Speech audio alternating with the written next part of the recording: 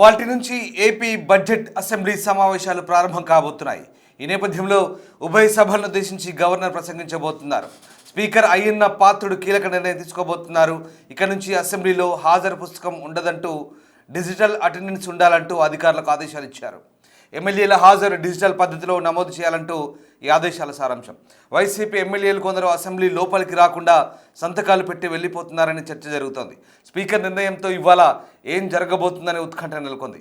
ఇవాళ అసెంబ్లీకి హాజరు కావాలని వైసీపీ నిర్ణయించింది. ఈ నేపథ్యంలో ఈ సమావేశాలు ఆసక్తికరంగా మారబోతున్నాయి. ఇక ఈ అసెంబ్లీ సమావేశాలు మార్చి 12 వరకు కొనసాగే అవకాశం ఉంది. ఈ మేరకు ఏర్పాట్లను సిద్ధం చేశారు అసెంబ్లీ అధికారులు. గవర్నర్ ప్రసంగం తర్వాత అసెంబ్లీ వ్యవహారాల సలహా కమిటీ BSC సమావేశం అవుతోంది. ఇందులో బడ్జెట్ సమావేశాలకు సంబంధించిన అజెండాను సిద్ధం చేస్తారు. అంతేకాకుండా సభను ఎన్ని రోజుల పాటు నిర్వహించాలనే దానిపై నిర్ణయం తీసుకుంటారు. ఫిబ్రవరి 12న గవర్నర్ ప్రసంగానికి ధన్యవాదాలు తెలిపి తీర్మానాన్ని సభ్యులు ప్రవేశపెట్టబోతున్నారు. ఈ రోజంతా తీర్మానంపై చర్చ ఉంటుంది. అయితే ఫిబ్రవరి 14 తేదీన బడ్జెట్ను సభ ముందుకు తీసుకొచ్చే అవకాశం ఉంది. దీనిపై ప్రభుత్వం నుంచి అధికారికంగా ప్రకటన రావాల్సి ఉంది. ఇక మరోవైపు వైసీపీ అధినేత వైఎస్ జగన్మోహన్ రెడ్డి నేతృత్వంలోని ఎమ్మెల్యేలు అసెంబ్లీ సమావేశాలకు హాజరు కావాలని నిర్ణయించారు. తామంతా అసెంబ్లీ సమావేశానికి వెళ్తున్నామని, గవర్నర్ ప్రసంగంలో పాల్గొంటామంటూ వైసీపీ ఎమ్మెల్సీ బొత్స సత్యనారాయణ వెల్లడించారు. వైసీపీ సభ్యులు చివరిసారిగా 2025 ఫిబ్రవరి 24న సభకు హాజరయ్యారని, వైసీపీకి ప్రతిపక్ష హోదా ఇవ్వాలని డిమాండ్ చేస్తూ అసెంబ్లీని బహిష్కరిస్తున్నారు. ఈ బడ్జెట్ సెషన్లో ఒక్కరోజు మాత్రమే వైసీపీ సభ్యులు అసెంబ్లీలో కనిపించే ఛాన్స్ ఉంది. 2024 ఎన్నికల్లో ఓడినప్పటి నుంచి అసెంబ్లీ సమావేశాలకు వైసీపీ వెళ్లడం లేదు.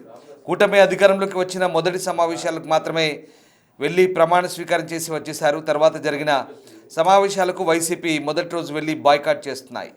ఇక ఈసారి కేవలం గవర్నర్ ప్రసంగం వరకు మాత్రమే ఎమ్మెల్యేలు ఉంటారా, లేక సెషన్ మొత్తం పాల్గొంటారా అనేది ఆసక్తికరంగా మారుతోంది.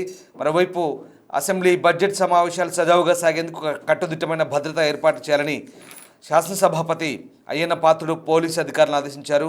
సమావేశాల ప్రారంభం కానున్న నేపథ్యంలో మంగళవారం అసెంబ్లీలో పోలీసు అధికారులతో లా అండ్ ఆర్డర్పై ఏర్పాట్లపై సమావేశం నిర్వహించారు. ఈ సందర్భంగా ప్రశాంత వాతావరణంలో బడ్జెట్ సమావేశాలు కొనసాగేలా పటిష్ట బందోబస్తు ఉండాలంటూ డీజీపీని ఆదేశించారు. మరోవైపు సభ్యులు బస చేసే ప్రాంతాలు మొదలు సమావేశాలకు హాజరయ్యేంత వరకు కూడా పటిష్టమైన భద్రత ఏర్పాటు చేయాలని ఆదేశించారు. ట్రాఫిక్ కూడా తగు జాగ్రత్తలు తీసుకోవాలన్నారు. ఇక గత అనుభవాలను దృష్టిలో ఉంచుకుని ఎక్కడ ఇబ్బంది తలెత్తకుండా తగిన చర్యలు తీసుకోవాలని చెప్పారు.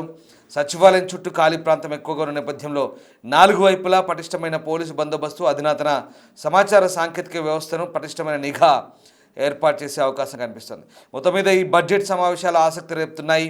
వైసీపీ సభ్యులు కేవలం ఇవాళ ఒక్కరోజు మాత్రమే సభకు హాజరవుతారా, లేదా సెషన్ మొత్తం హాజరవుతారా అనేది ఆసక్తికరంగా మారబోతుంది. మార్చి 14 వరకు కూడా ఈ సమావేశాలు జరిగే అవకాశం కనిపిస్తోంది.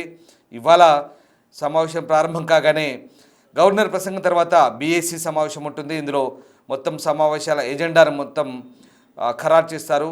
అయితే మార్చి 12 వరకు సమావేశాలు కొనసాగుతాయని సమాచారం అందుతోంది. మా సీనియర్ కొలీగ్ రాజేష్ జైన్ అవుతున్నారు విజయవాడ నుంచి. రాజేష్, ఇవాళ ఏపీ బడ్జెట్ సమావేశాలు ప్రారంభం కాబోతున్నాయి.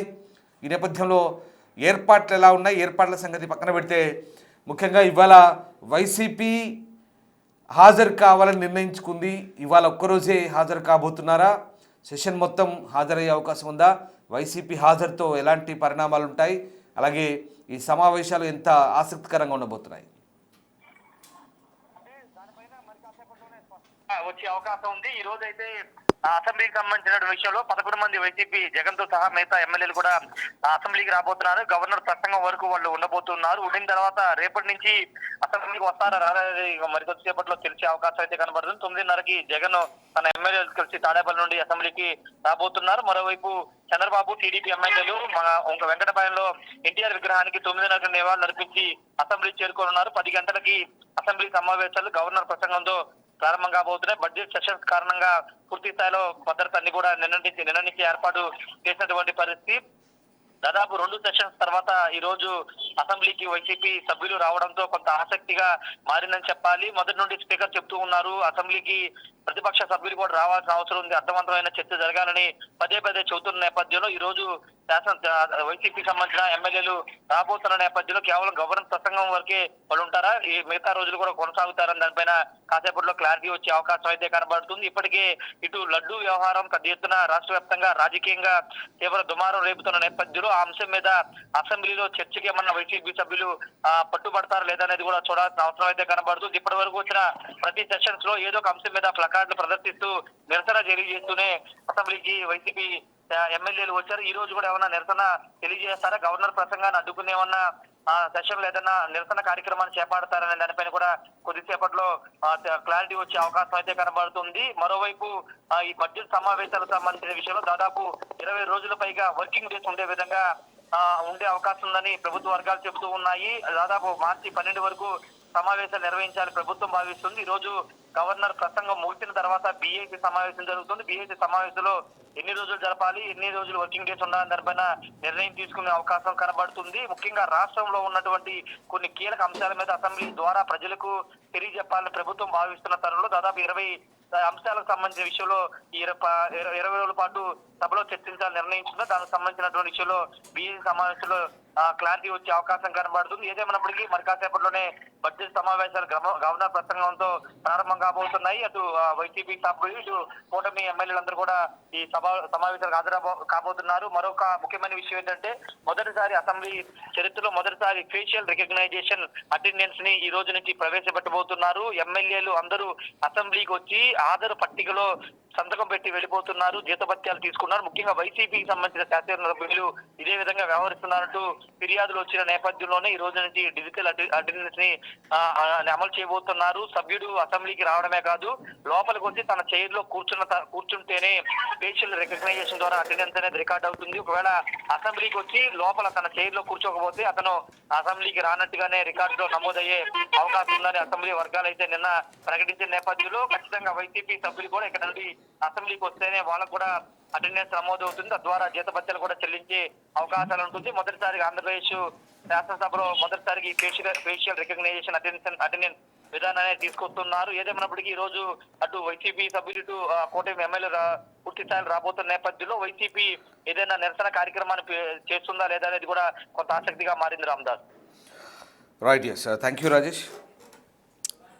సో ఇది ఏపీ బడ్జెట్ సమావేశాలు మరికొద్దిసేపట్లో ప్రారంభం కాబోతున్నాయి. సరిగ్గా ఉదయం 10 గంటలకు ఈ సమావేశాలు ప్రారంభం కాగానే ఉభయ సభలను ఉద్దేశించి గవర్నర్ ప్రసంగిస్తారు. 11:30కు బీఏసీ సమావేశం ఉంటుంది. ఈ నెల 14న బడ్జెట్కు ప్రవేశపెట్టే అవకాశం ఉంది. ఆర్థిక మంత్రి పయ్యావుల కేశవ్ ప్రవేశపెడతారు.